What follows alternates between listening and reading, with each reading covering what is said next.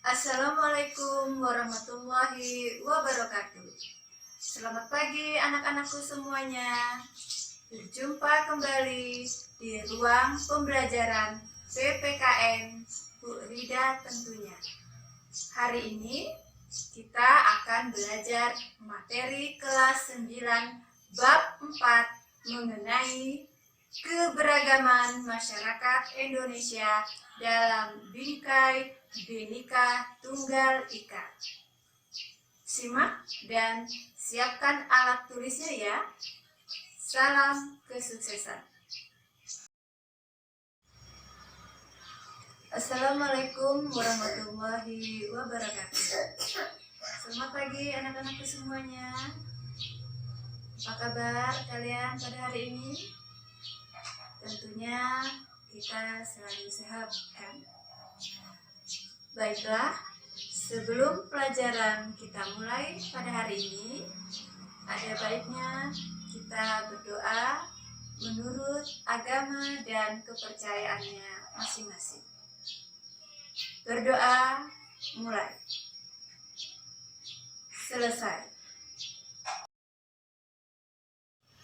Baiklah anak-anak, hari ini kita akan membahas materi bab 4, yaitu mengenai keberagaman masyarakat Indonesia dalam bingkai Bhinneka Tunggal Ika. Harapan Ibu, kalian semua dapat memahami tujuan pembelajaran ini, yaitu 1. Memahami makna persatuan dalam kebangsaan.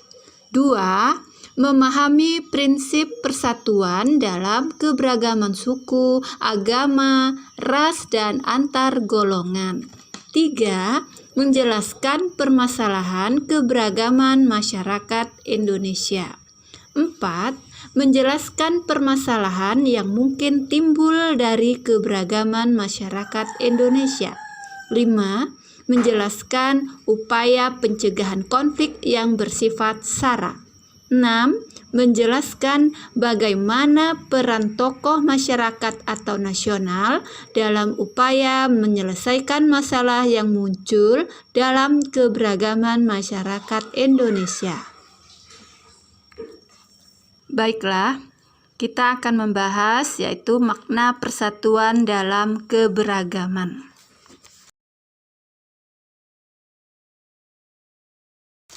Persatuan berarti perkumpulan dari berbagai komponen yang membentuk menjadi satu.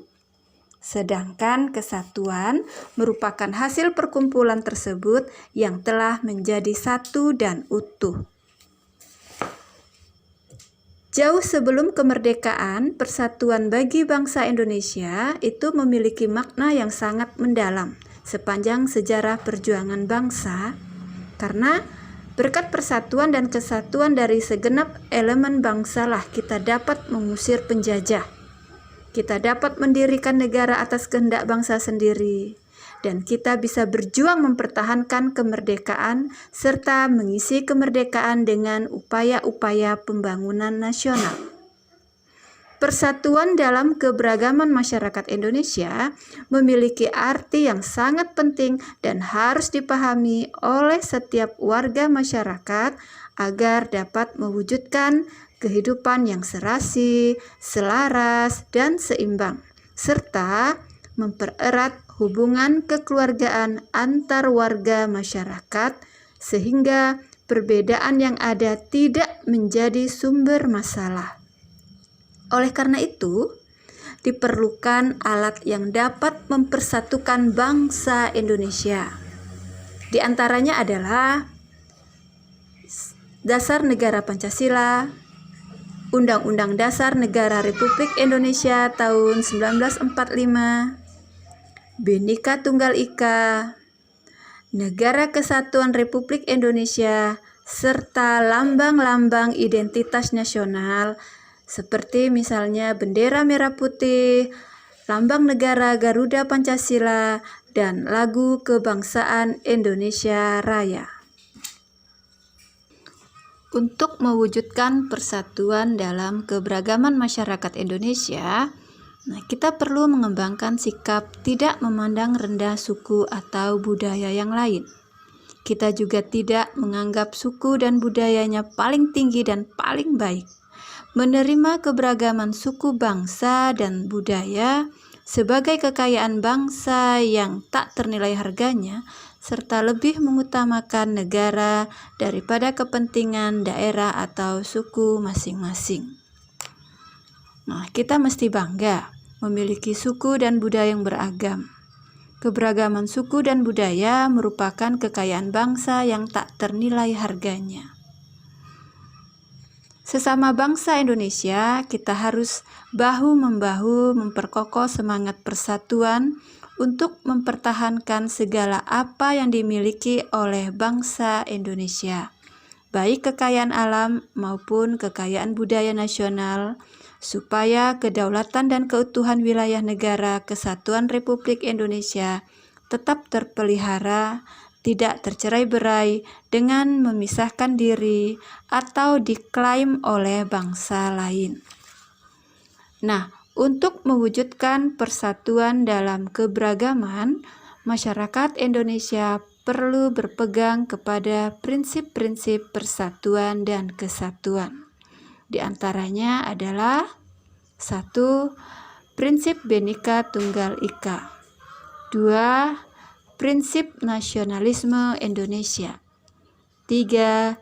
Prinsip kebebasan yang bertanggung jawab. 4. Prinsip wawasan Nusantara. Dan 5. Prinsip persatuan pembangunan untuk mewujudkan cita-cita reformasi. Permasalahan keberagaman dalam masyarakat Indonesia. Bentuk keberagaman masyarakat Indonesia. Keberagaman masyarakat Indonesia meliputi suku bangsa, agama, budaya, adat istiadat, bahasa daerah, pandangan politik, dan golongan. Suku bangsa. Suku-suku bangsa yang tersebar di Indonesia merupakan warisan sejarah bangsa. Persebaran suku bangsa dipengaruhi oleh faktor geografis, perdagangan laut, dan kedatangan para penjajah di Indonesia. Walaupun memiliki suku bangsa yang beraneka ragam, kita tetap satu bangsa, tanah air, dan bahasa, yaitu Indonesia.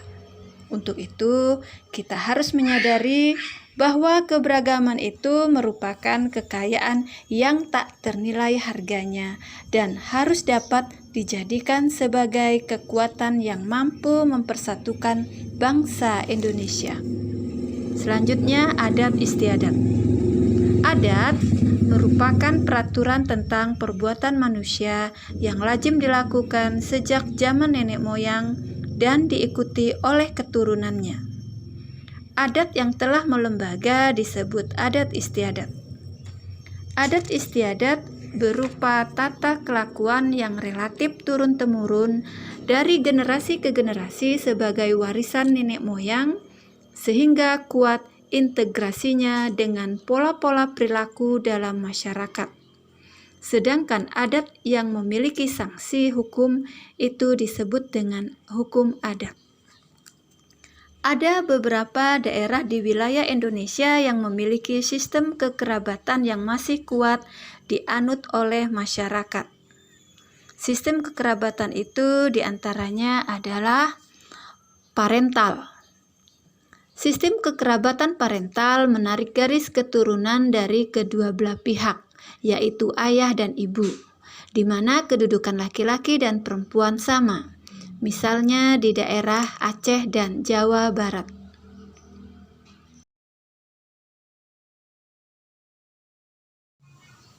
Selanjutnya, kedua, patrilineal. Sistem kekerabatan patrilineal menarik garis keturunan dari pihak bapak, di mana kedudukan laki-laki lebih tinggi dibandingkan perempuan, misalnya di daerah Palembang dan Batak. Selanjutnya, matrilineal. Sistem kekerabatan matrilineal menarik garis keturunan dari pihak ibu, di mana kedudukan perempuan lebih tinggi dibandingkan laki-laki, misalnya di daerah Minangkabau.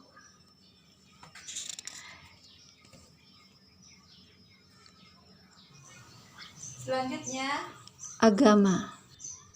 Agama merupakan satu hal yang tidak terpisahkan dari kehidupan masyarakat Indonesia.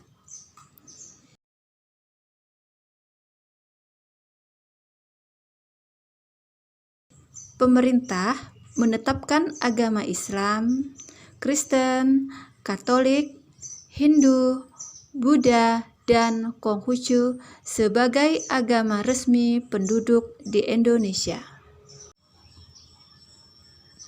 Pengaruh keberagaman masyarakat Indonesia. Dalam kehidupan masyarakat kita, keberagaman ini belum sepenuhnya menjadi sebuah kekuatan, tapi menjadi pemicu terjadinya perselisihan dalam masyarakat. Dampak positif yang ditimbulkan dari keberagaman masyarakat Indonesia diantaranya adalah A. Terciptanya integritas nasional. B. Menjadi sarana untuk memajukan pergaulan antar suku, agama, budaya, dan golongan. C. Dapat memperkaya khasanah budaya bangsa. Di samping itu, dampak negatif yang ditimbulkan dari keberagaman masyarakat Indonesia diantaranya A. Terjadinya konflik dalam masyarakat. B. Munculnya sikap primordialisme, yaitu pandangan yang berpegang teguh pada hal-hal yang dibawa sejak kecil, baik mengenai tradisi, adat istiadat, kepercayaan, maupun segala sesuatu yang ada di lingkungan pertamanya. C. Munculnya sikap etnosentrisme, yaitu suatu pandangan yang menganggap bahwa suku bangsanya sendiri lebih unggul dibandingkan dengan suku yang lainnya. D. Fanatisme yang berlebihan, yaitu paham yang berpegang teguh secara berlebihan terhadap keyakinan sendiri sehingga menganggap salah terhadap keyakinan yang lain. Permasalahan yang mungkin muncul dalam keberagaman masyarakat Indonesia. Bentuk konflik pada masyarakat Indonesia. Konflik dalam masyarakat dapat dikelompokkan berdasarkan tingkatannya, yaitu konflik ideologi dan konflik politik. Konflik ideologi terjadi karena perbedaan ideologi dalam masyarakat. Berdasarkan jenisnya, terdapat konflik antar suku, konflik antar agama, konflik antar ras, dan konflik antar golongan.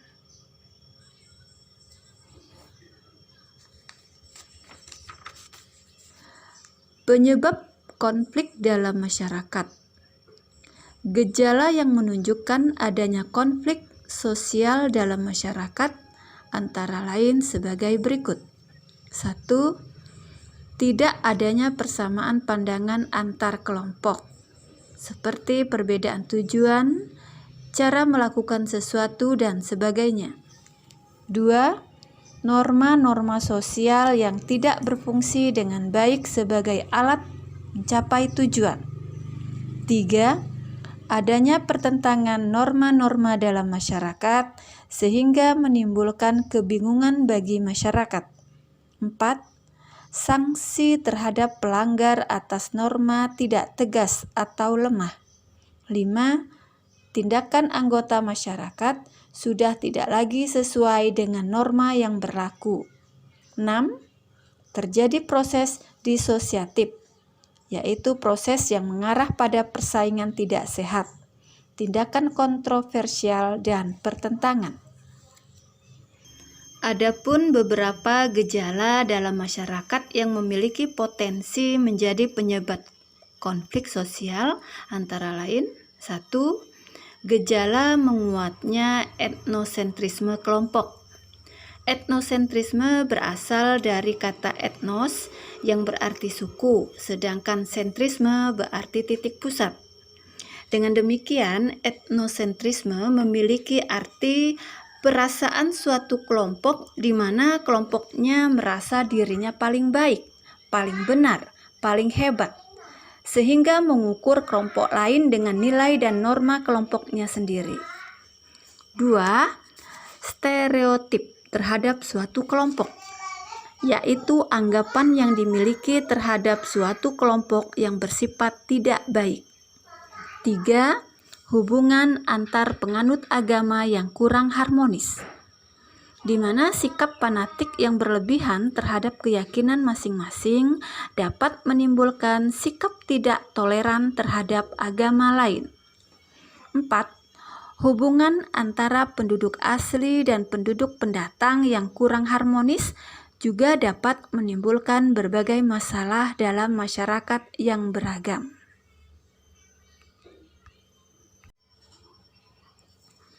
Akibat yang ditimbulkan oleh terjadinya konflik. Konflik dalam masyarakat memiliki akibat positif dan negatif, baik secara perorangan maupun kelompok. Salah satu akibat positif konflik adalah bertambah kuatnya rasa solidaritas kelompok. Hubungan antar anggota kelompok atau masyarakat semakin kuat. Namun, konflik juga memiliki akibat yang negatif.